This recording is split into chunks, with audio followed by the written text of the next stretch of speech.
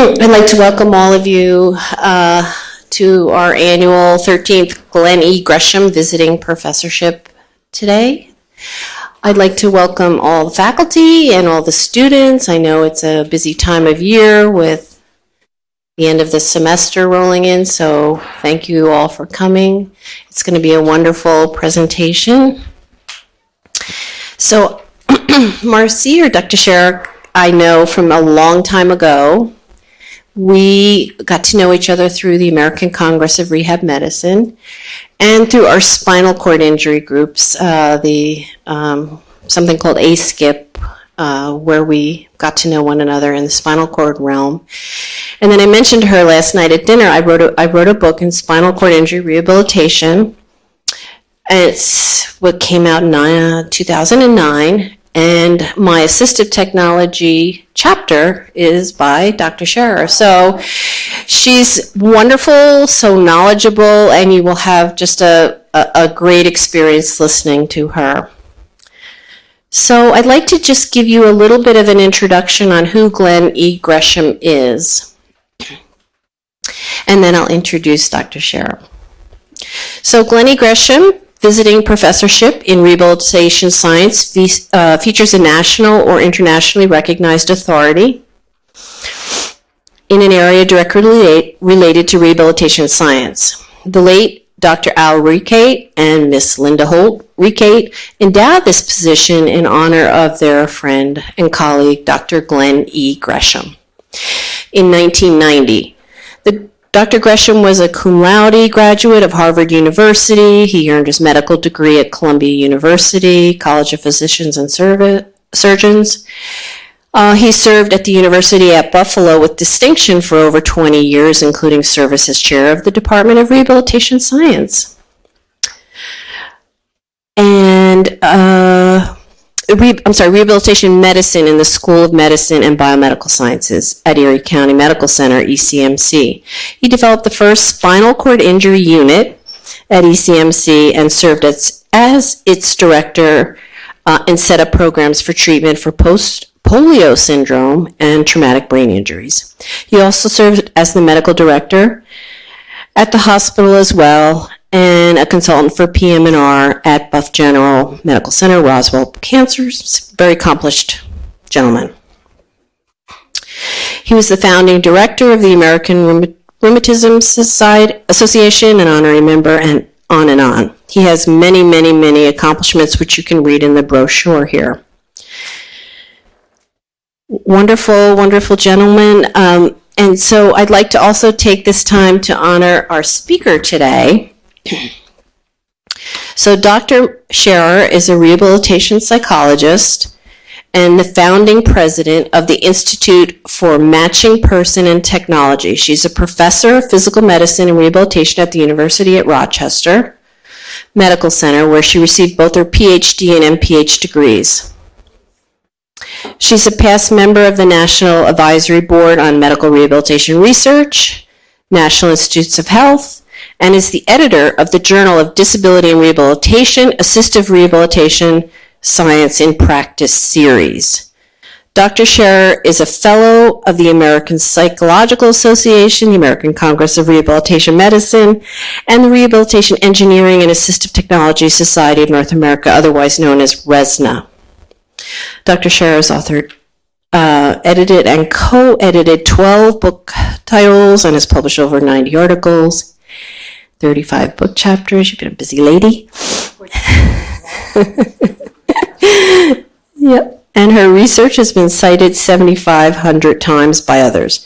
She has received numerous awards for her groundbreaking work in the area of assistive technology. So with that, let me welcome Dr. Marcia Scherer on her topic, Technology is the Answer, but that's not the question.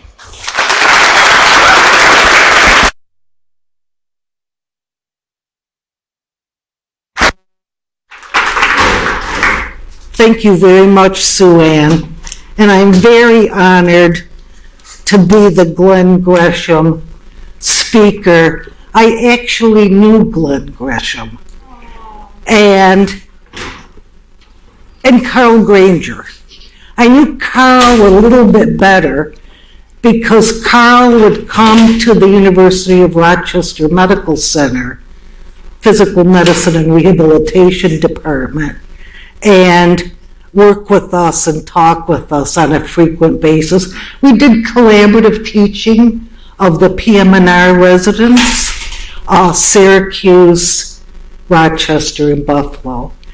So I'm especially honored to note that in Glen's book, edited with Sharon Dittmar from the School of Nursing, that I contributed 2 chapters, one on psychological aspects and one on technological ones. And our own Ed Steinfeld contributed a chapter in this book on environmental factors. A former faculty member, some of you may remember Ken Ottenberger, now in Texas, also contributed a chapter. So if you'd like to look at this, I'll leave it up here, and feel free to do that. Now I've had a wonderful, busy day and a half talking with people in all kinds of different disciplines, moving around and walking around. So what I'm going to do is kick off my shoes, because you can't see my feet. All those surfaces I had to walk on were very hard. Every PT in this room knows exactly what I'm talking about. So off they go. Oh, and the cool floor feels wonderful.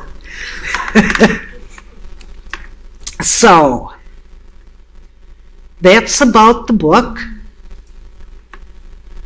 So I'm going to talk about some recent facts about people with disabilities in the U.S. And this is pretty hot off the press data. Now, of course, it's not 2022 data. It takes time to collect data, analyze it. So by definition, any time we get data, there's that lag that's involved. But our Rehabilitation Research and Training Center on Disability Statistics and Demographics, why it's known as the Stats, RRTC for short, has a website where you can find all of the data that they have collected over multiple years. So the most current estimate about people with living with physical or mental disabilities in the U.S. is 44 million, or about 13.5% of the civilian population.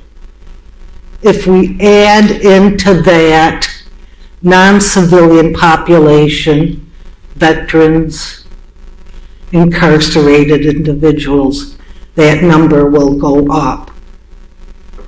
Now, there is some good news. While only 38.4% of working age adults with disabilities are employed, and the comparison is 75.8% to those without a disability, over 10 years, this ratio is increasing in favor of those who have a disability, especially for those who hold a bachelor's degree. So we're trending in the right direction. Just this week, the American Psychological Association released the APA guidelines for assessment and intervention with persons with disabilities. It's available at no cost on the APA website, and for the first time ever, they have a guideline number 11, about the opportunities and challenges presented by assistive technologies, and they include service animals in there as well. So that's quite an accomplishment and step forward. Going beyond our borders, and looking at what's going on globally, there's a global cooperation on assistive technology. Acronym is GATE, and it's an initiative of the World Health Organization. And here they define assistive technology as an umbrella term that covers both systems and services, and assistive products are different. They maintain or improve functioning independence and thereby promoting a person's well-being. GATE likes to emphasize well-being as well as functioning. And of course, the World Health Organization is the one who developed the ICF framework for classification of functioning disability and health. So they give examples of technologies, and so we've got our US data, but globally, more than 1 billion people need one or more assistive products. When you consider the aging population that's occurring in so many countries worldwide, plus a rise in non-communicable diseases, more than 2 billion people will need at least one assistive product by 2030, with many older people needing 2 or more. Globally, and of course this varies region by region, World Health Organization is divided into regions. Only 1 in 10 people in need have access to assistive products. And the facts I just listed are available on the WHO website, and I've given the link here for that. So GATE, excuse me, was established in July 2014. We're talking about 2014 through 2022 in this slide, and all of the things that GATE has accomplished. They published a priority assistive product list, published in February 2016.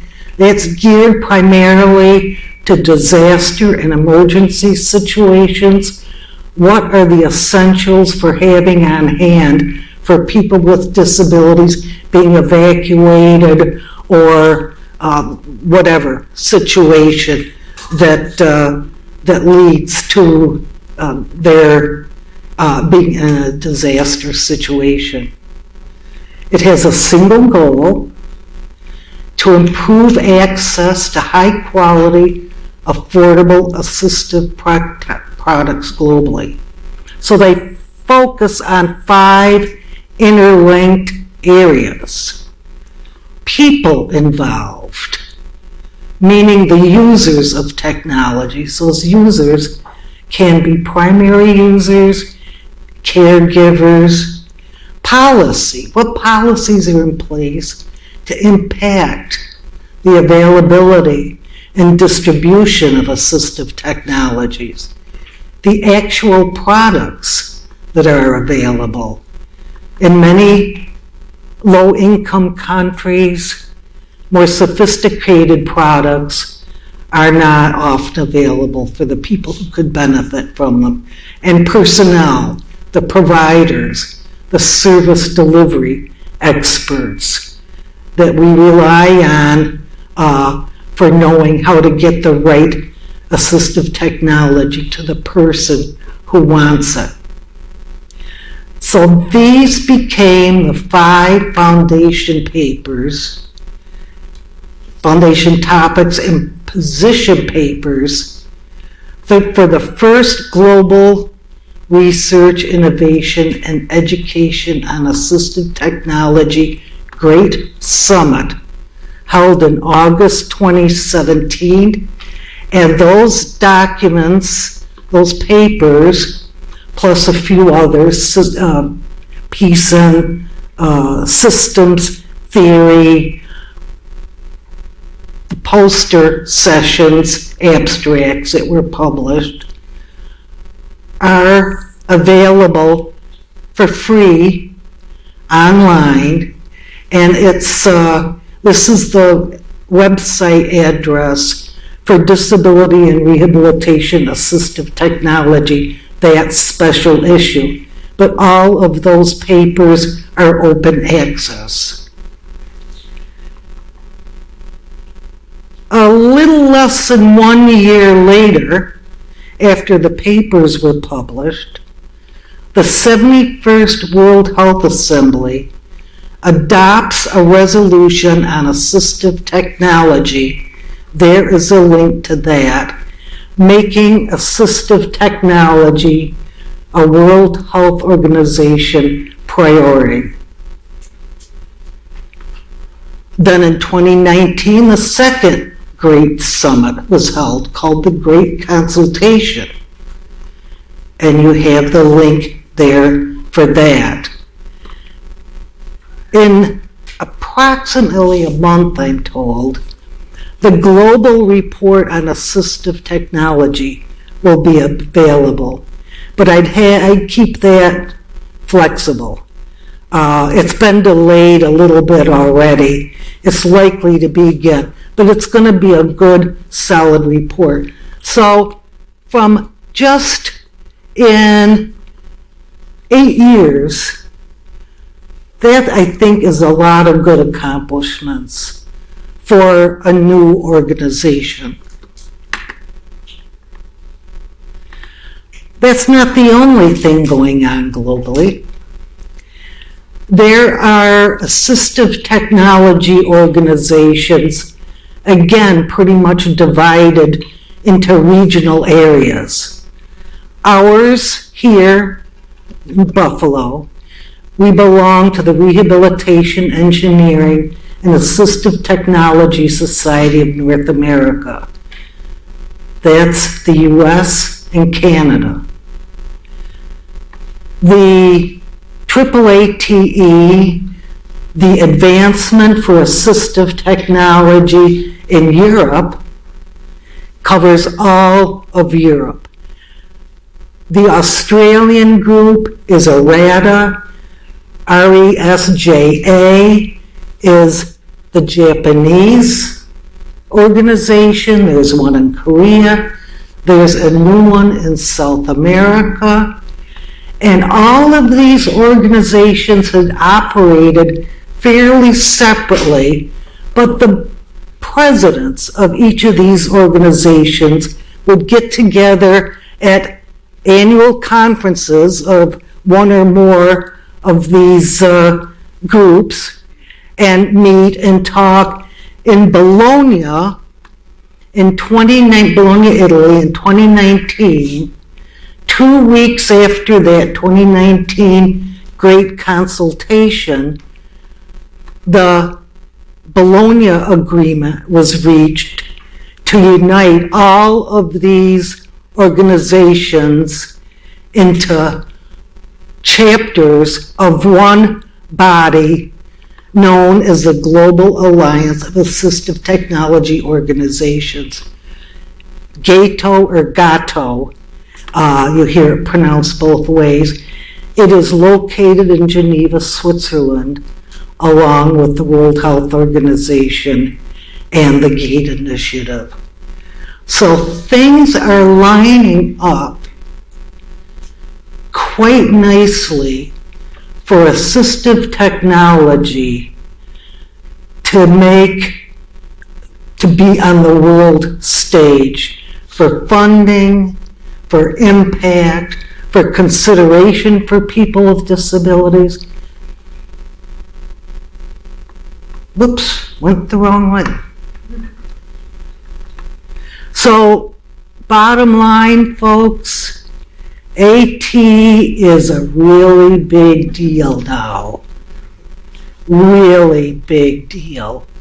There's going to be funding. There's going to be conferences. There's going to be meetings. There's going to be policy efforts, probably legislative efforts. It'd be very interesting to see what happens over time. So this is wonderful news. Yet, in spite of all these wonderful efforts, thousands of products available, I've lost count. The last statistic I had was 55,000. When you can't use that number. When you consider apps and all other kinds of things now, it's just thousands and thousands and thousands. On average, 30 to 50% or higher continues to be abandoned or go unused, discarded. Abandonment tends to be more of an angry non-use out of frustration. Unused, maybe they outgrew it, they need an upgrade, but it's not available yet. And discard could be for a variety of reasons. This, of course, represents waste in dollars, therapist provider time. You work so hard to get something for someone, and then it ends up in the closet or the basement or the bedside table. On that higher end, 50% hearing aids is a very frequently abandoned technology. People don't like the fact that they can hear louder but not better. And they don't like that they can be obvious. With the new programmable assistive technologies that add clarification to what's coming in, with the miniaturization, people don't like the complexity and having to go back to the audiologist and have it frequently adjusted. So that's just an example of the dilemma that is faced oftentimes. So we waste dollars. Whoops, I keep going backwards. Dollars, therapist provider time, and of course, the participant, the consumer, loses because they're not contributing as much as they could or would like to in school, work, or the community. Now, why is AT not viewed favorably? These reasons have not changed in 30 years, nor has that abandonment number. That's not right. What other field would live with this kind of data for 30 years without doing something about it? So let's look at some of these reasons. A comprehensive assessment was not done. Nobody took the time to engage the user in the process, discuss their goals, their vision, their priorities, their preferences. When we do that and work to help them achieve those, we've engaged that person. That's the buy-in for them. And then they will partner in the process and work towards the best solution. But how many of you, yes, let's think billable hours, how many of you actually can do, or encourage to do a comprehensive assessment looking at the characteristics of that unique person, environments of use, and the essential technology features that will most benefit them? Oh, wow. Oh, wow. There we go. Chris, there's your Let me explain. Dr. Chris Stavisky and I also go way back.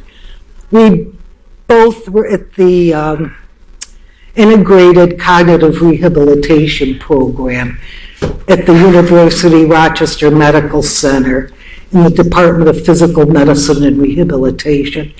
So I have been asked by Chris to be his mentor in doing research and scholarship around assistive technology. So a large part of what I've been doing yesterday and today is talking to people about mutual interests, collaborative opportunities, and Chris has enthusiastically taken up the challenge to involve a collaborative approach, an integrated team approach to tackling as best as can be possible some of these issues. Sorry to put you on the spot.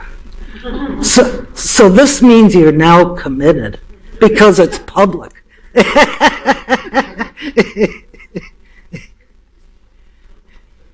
The device did not meet the user expectations. They weren't told that it needed frequent maintenance. They weren't told that it wasn't going to work in every environment. They weren't told setup time was a particularly long amount of time. And we could list hundreds of things there. Actual use didn't actually result in a gain. They didn't benefit from it. The user's need for the device changed. Now maybe that was for a positive reason. Maybe they no longer need it. Their situation improved. Their functioning improved. The device was too inconvenient to use. Complex. There was a heavy hassle index associated with use. Device use caused pain, strain, or fatigue, and it just wasn't worth it. How many times have you heard that? A newer, upgraded device was needed. There are still more reasons that haven't changed in 30 years. The priorities or needs of the user changed, maybe because they did realize benefit at first, but now they want to go on to something else or do more, and that device is no longer adequate. The device performed poorly. The consumer was never involved in the device selection, so never took on ownership of it. Never bought in to the need for that. Lack of motivation to use the device or do the task. They weren't trained in how to use it and maximize benefit from use. And again, the hassle index is a factor. There's a lot more factors, and I put together this checklist of various influences on a suboptimal AT user experience. So we can look at partial use, reluctant use, improper use, suboptimal use. Avoidance of use altogether, don't even want to think about it, or discard abandonment of assistive technology. This is a handout that you have, that you picked up over here. It's also available on the Matching Person and Technology website. environmental obstacles to use.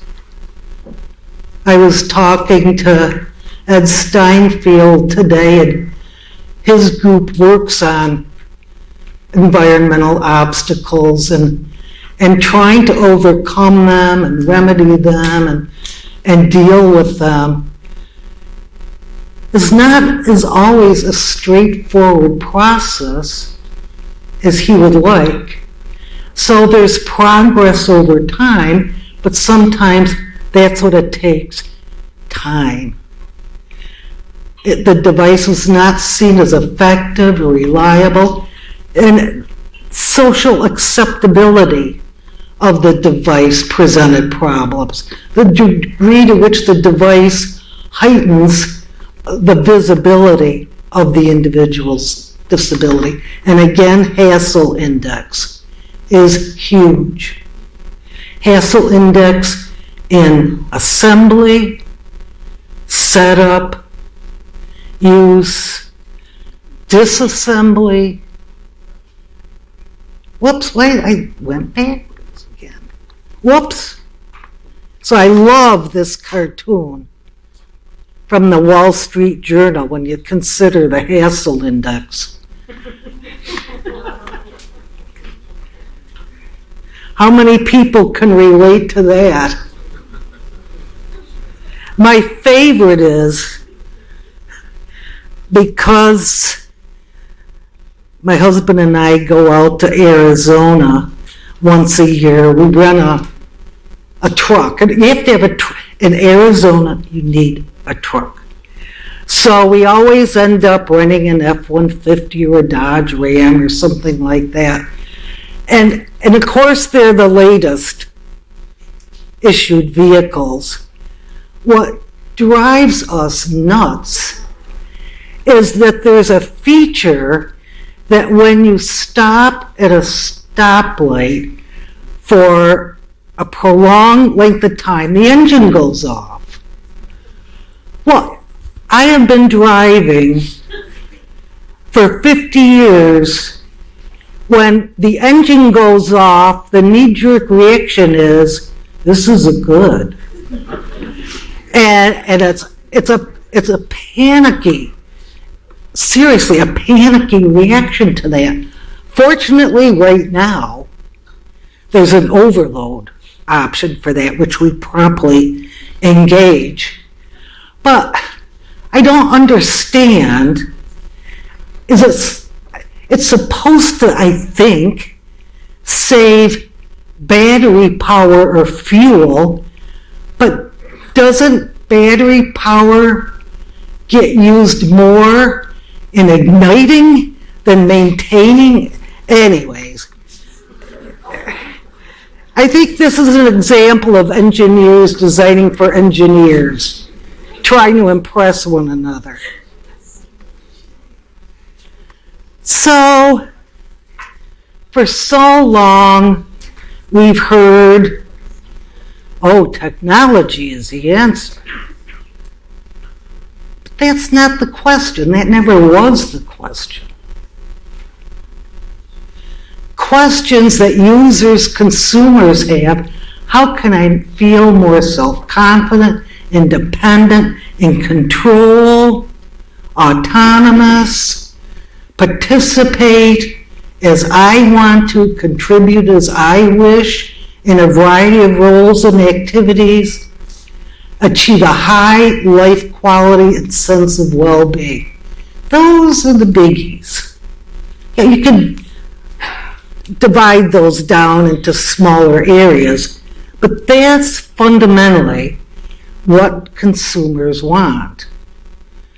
So the value to the consumer of an assistive technology depends heavily on the doability of the task and its do-worthiness. You don't hear about do-worthiness very much. Yeah, it's doable. Do I really want to do it? And the same with product usability. Yes, I can use it. But is it use worthy after all the setup and maintenance and cleaning and powering it up and changing the battery? And so do-worthiness and use-worthiness could be more in our vernacular, I think. The value of assistive technology and will ultimately determine judgment of outcomes of use on the part of the consumer is their initial expectations of benefit, their involvement in product and feature selection, and adequate training for use. Those are the big three areas. And value comes from realized benefit from use. We hear a lot about satisfied use. You can be satisfied, but did you realize benefit and actually achieve a gain? So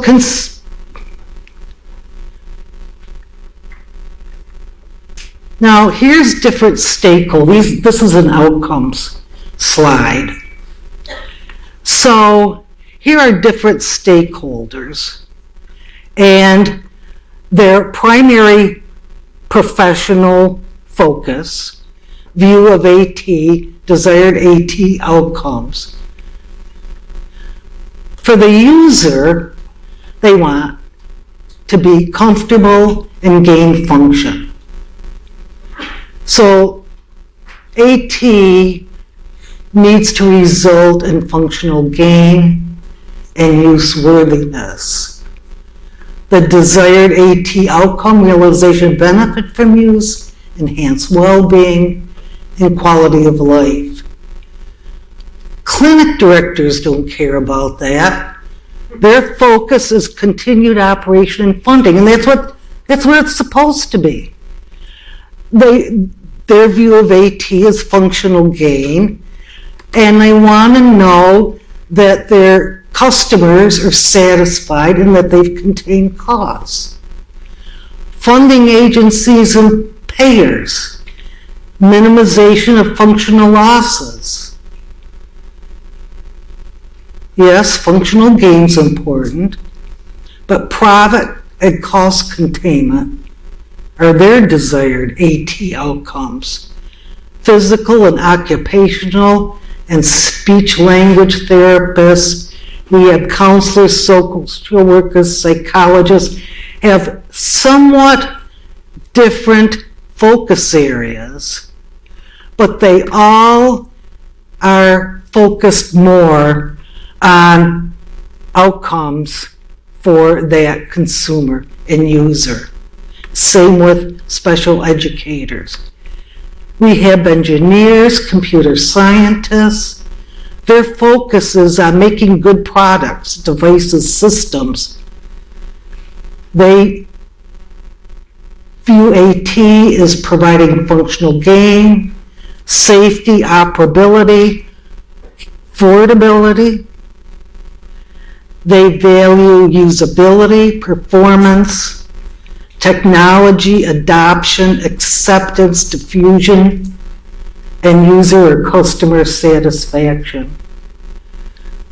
A lot of different perspectives here that if they could all talk to one another might come to a nice mutual meeting of the minds and ways to enhance outcomes for the consumer and everyone. But they all emphasize enablement and the performance of activities and participation, but they vary in and weigh differently. Attention to that person, environments of use, and technology functions and features. Well, we know some of the questions consumers have, but professionals have questions too. What are the user's goals, priorities, preferences, and expectations? strengths and areas of need. What the user tried that worked out well, we can build on that. What the user tried that did not work out well, we can avoid that. The desirability of the technology intervention and the user's readiness for technology use. The biopsychosocial model was birthed at the University of Rochester Medical Center by George Engel. He was a trained internist, but worked in the Department of Psychiatry. And he saw the biopsychosocial model as being the secret to understanding a person's health or alternately disease, looking at all of these different factors. But I think, and you have an article I wrote on this, it's time for the biopsychosocial tech model. Technology has become just so pervasive for people with disabilities, well, all of us, that we need to take it into account when coming up with interventions for the individual. So you can see these bubbles in the center here, and they change and they reconstitute one another over time. So the big orange bubble might be bio.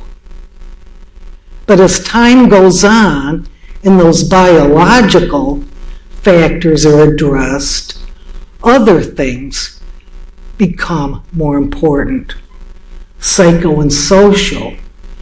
And that reconstitutes yet again, so all of a sudden technology, the blue bubble, becomes important. So that's the crux of the biopsychosocial model and what we need to take into account. And as I said, you've got the article, but this is also available at no cost, open access from the Disability and Rehabilitation Assistive Technology Journal. When we look at Maslow's hierarchy of needs, how many of you are familiar with that? Pretty popular, because he nailed it. When you look at the very basic level for food, warmth, sleep, water, oxygen, and then the safety needs, feeling protected and secure, those are your fundamental needs that it's easy to come up with technology interventions for those. However, as you get up into the areas of relationships, the psychosocial areas, that's where it gets more difficult to find a good person technology fit, and for self-actualization even more so. So in the middle, those psychosocial areas, feeling that one belongs, feeling tolerated, or the opposite. This can be the most problematic layer for an individual with disability. It's a lot easier to meet their basic survival needs than it is to meet these needs. So let's look at AT's effect on the outcomes at the 5 levels. It can better level the playing field at the bottom. At the level of belongingness, it can help or hinder. It can aid socialization and social participation, but it could also be stigmatizing.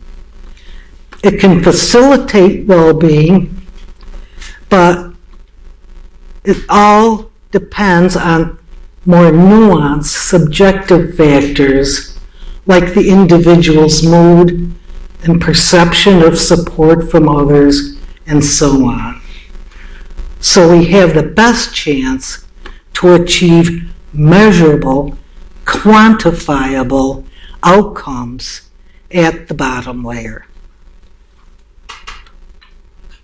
That's just further thinking I've done, where I think even the biopsychosocial tech model doesn't go far enough. We need to think about a biopsychosocial tech environmental model, because people vary in all of these ways very uniquely. So the provider's role in AT, your role, assess individuals' assistive technology needs and preferences, then match them with the most desired solution, order the equipment that's most appropriate, train individuals on the new equipment, make any adaptations or repairs that may be necessary to optimize use, and monitor functional outcomes and the use of assistive technology. And I want to repeat, technology has to be useful, or it'll be abandoned, discarded, whatever. Has to be usable and use-worthy. Too many people don't get this, but boy, consumers you do. But not enough people are listening to those consumers.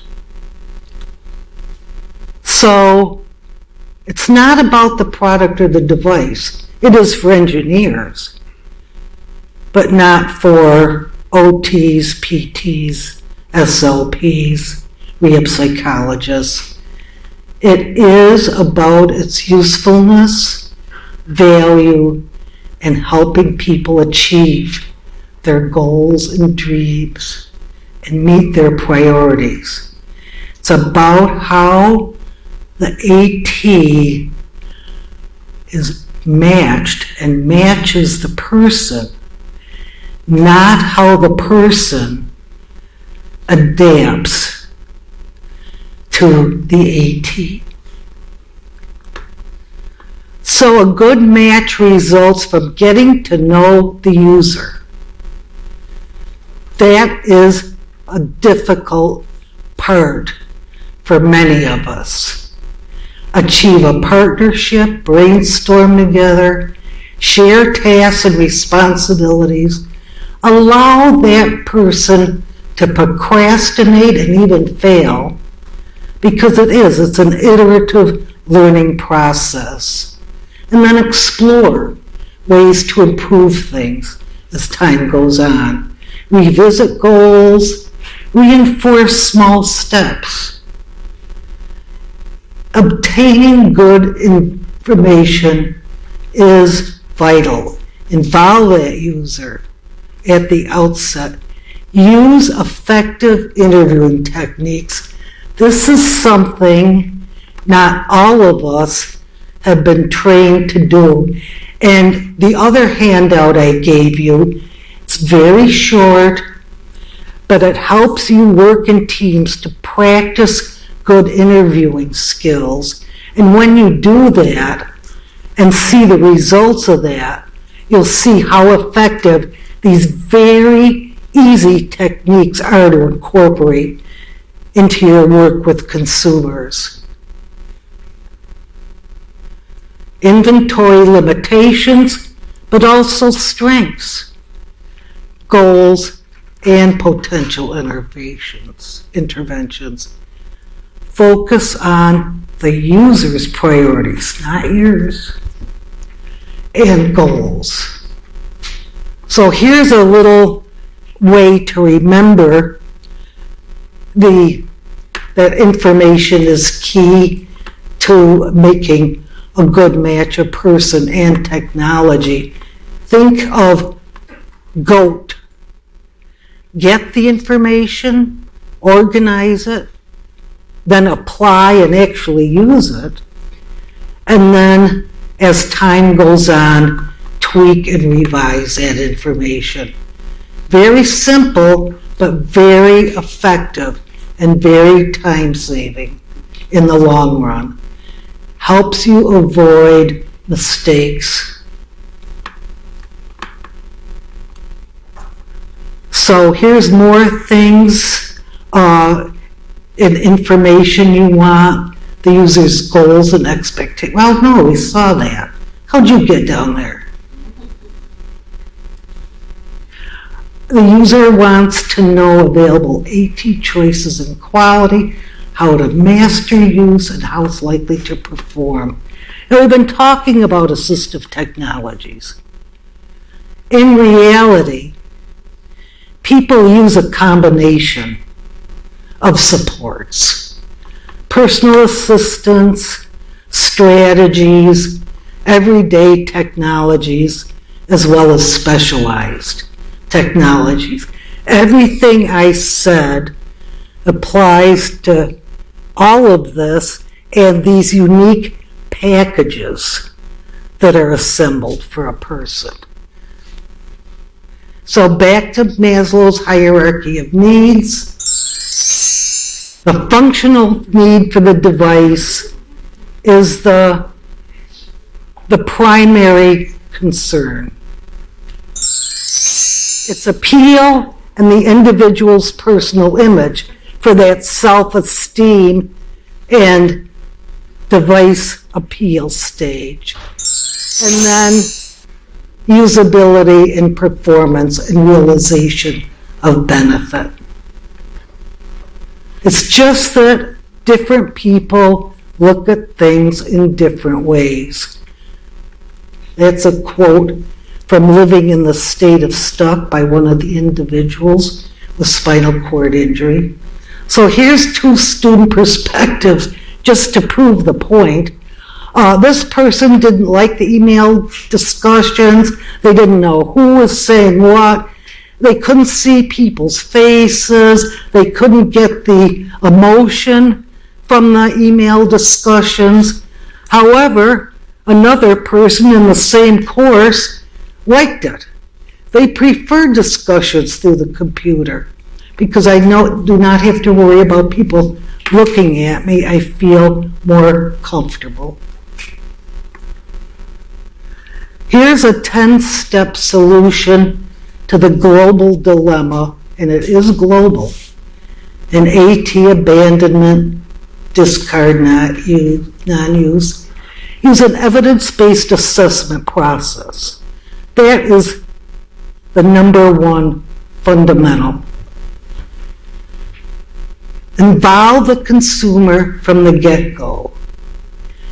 Address functional needs, but also personal factors and milieu or environmental factors. I like milieu because it means going beyond the built physical architectural space to the social space that that person is living within. Look at technology features matched to the person's needs, skill, and expectation. Doing a drill down, having a checklist, a one-by-one comparison. Trial potential devices. Develop a service plan with specifics that gets you on your way to writing the documentation. Train the consumer and any others who are going to be involved in using that or engaging with that technology. And then follow up on a regular basis. Here is a technology selection process that you can consider as assisting you. There's a list of environmental factors, availability, affordability of products, appropriate professionals, services, and then wider environmental concerns, as well as more micro attitudes of family, friends, and key others, and support from them. The provider user team in the blue boxes each comes to the process with a bank of personal factors, past experiences handling challenges, health systems and technology, their body of knowledge, their breadth of information, their expectations of benefit. Yes, the provider has expectations of benefit for that user as much as that user does. And personal preferences and priorities. Again, the provider has these as much as the person with a disability. Support decision-making and selection by conducting a functional need or an objective need, and assessment of predisposition or subjective need, task do-worthiness, AT use-worthiness. Compare devices, trial use, provide training and use, and then follow up to assess the outcomes of use, realization of benefit, actually enhanced functioning and importance of the activities, enhanced participation, and reported subjective well-being. Thank you. I hope you found this interesting.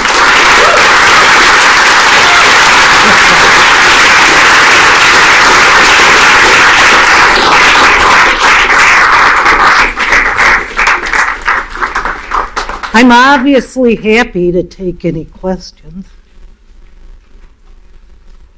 Everybody's tired. It's the end of the day, it's the end of the semester.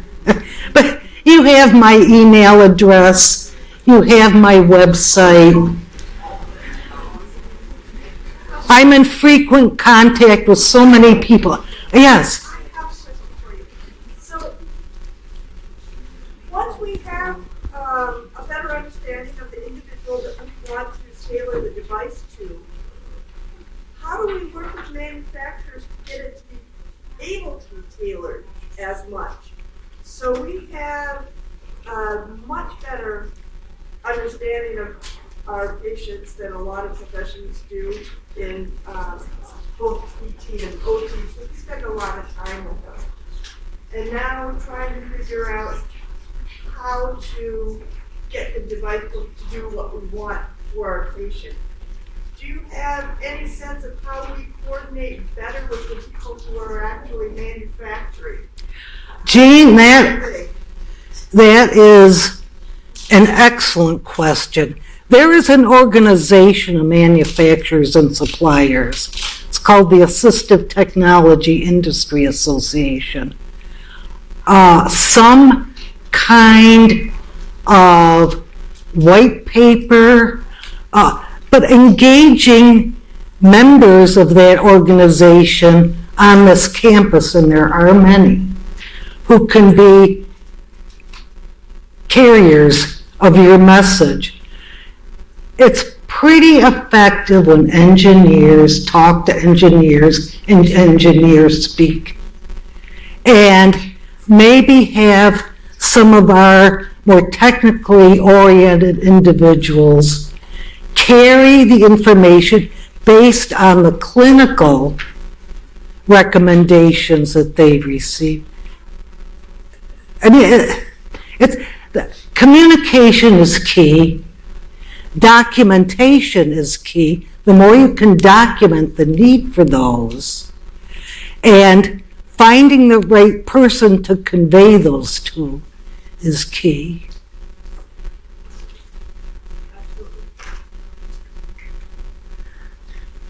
Yes. I'm actually an engineer, and we have a lot of check marks. So we only have limited time, we only have limited resources. And based on your pyramid, belonging is the most important key to have a successful technology. So if we target for a specific point that can be most impact, what should I look at? Well, time that you spend with consumers, along with this 30-year history of non-use, we've had a 30-year history of reduced time with consumers. And that 30%, that non-use rate is an outcome of that. So, what are maybe some really good options? Because if you put in extra additional time, you're not going to get reimbursed for it. You're a volunteer at that point. Maybe go to the Independent Living Center here in Buffalo and see if they can, and that's what they do, peer counseling. And see if there's a person, a team, a program that can either be, that's existing or can be developed to do this work that, because you're not getting job satisfaction when you're not doing the quality job that you want to do. So, how to get that job set, find somebody else to do part of that quality job. And I think everybody in this room, by putting your heads together and coming up with creative solutions, can take better care of your professional futures. Because you're going to burn out.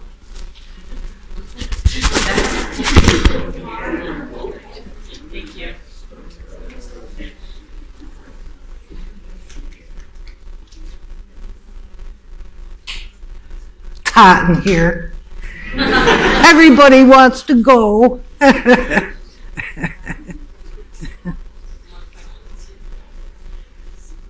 Marcia, Yes. I'm going to kind of follow up on that because I think that is one of the challenges is being able to have our time reimbursed for the training and follow up, and that happens. That's a struggle in all manner of settings that we inhabit, from school districts to providing services in rehab centers, and then also getting reimbursement in skilled nursing facilities. And so much of our time is governed in those settings by what we'll get paid for. Not just for technology, but including assistive technology interventions, whether it's computer-based or wheel mobility or assisted ambulation, and don't get me started on trying to get reimbursement for home improvements that can help longevity in the home. And so it is an uphill battle that it sometimes feels bigger than us individually because of the systems of reimbursement being what they are, the U.S. healthcare system being what it is, and the priorities being set as they are. So I don't have any. I wish I had answers to that.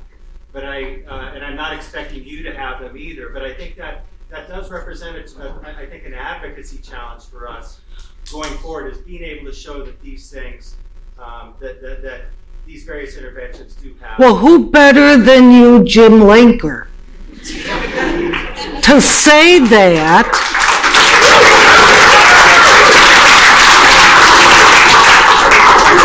Jim Lenker, I predict, is going to be our next RESNA president.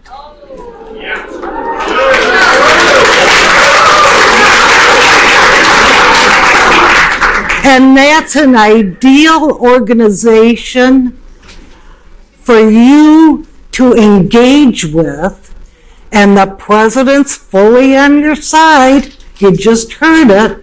that's an ideal organization to engage with and see if you can come up with expanded ideas, expanded horizons. It's like perfect timing. So Ow. I appreciate that, thank you. And to paraphrase someone, a very famous speaker in this area, that may be the answer, but that wasn't the question.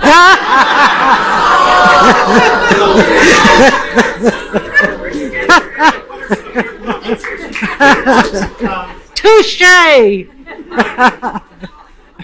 But that's, I'm not sure how we crack that challenge because of some of the reimbursement challenges, not only for our time, but for the devices as well. Do you have any thoughts on that? You've worked a lot with people in other countries. Yeah. And so are there any insights you've gotten on the reimbursement side from your experiences elsewhere? Well, just to push the RESNA matter further. So our other RESNA partner is Canada, and they have a whole different reimbursement structure, a whole different setup. So we need to know, probably globally, what is working? What is the most effective? I don't think it's going to be the U.S. model, but may not be the worst either. But what is working, and what of that can we translate to how we operate here? I mean, this is from brain out mouth, but it's a very, very important thing to think about. I'll keep thinking. We'll keep talking. Yeah, we will. And I didn't expect you to have a very explicit answer to that because, but just getting some ideas on how we might approach that. I think that is helpful to look at other models and learn from their small victories along the way. I just had, and I don't know if I'm loud enough.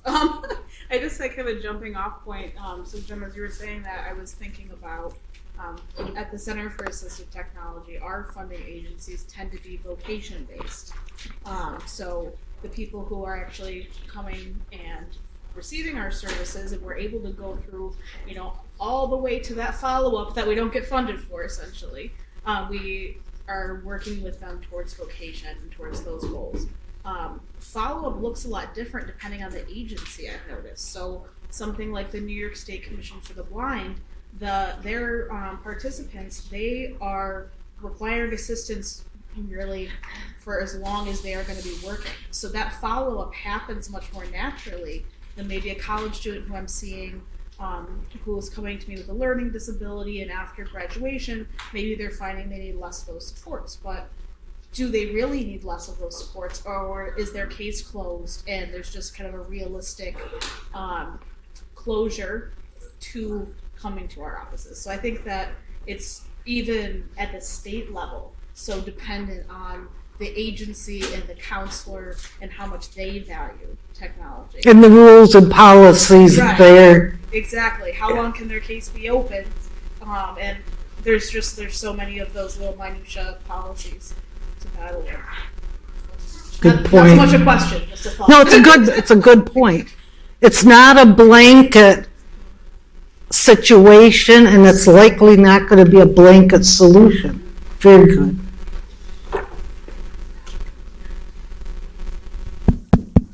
Are there any other questions before we wrap things up with Dr. Scherer?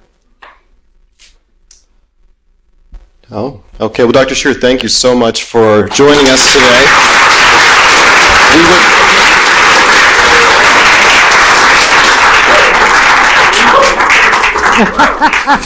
We so appreciate you taking the time and sharing your knowledge with us in the field of assistive technology, and we would like to present to you the Glen E. Gresham Professorship Award. Oh, thank you.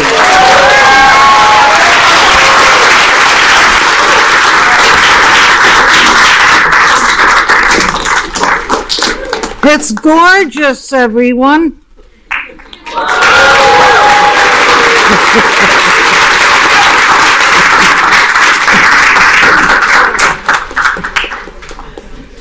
Thank you. Thank you very much.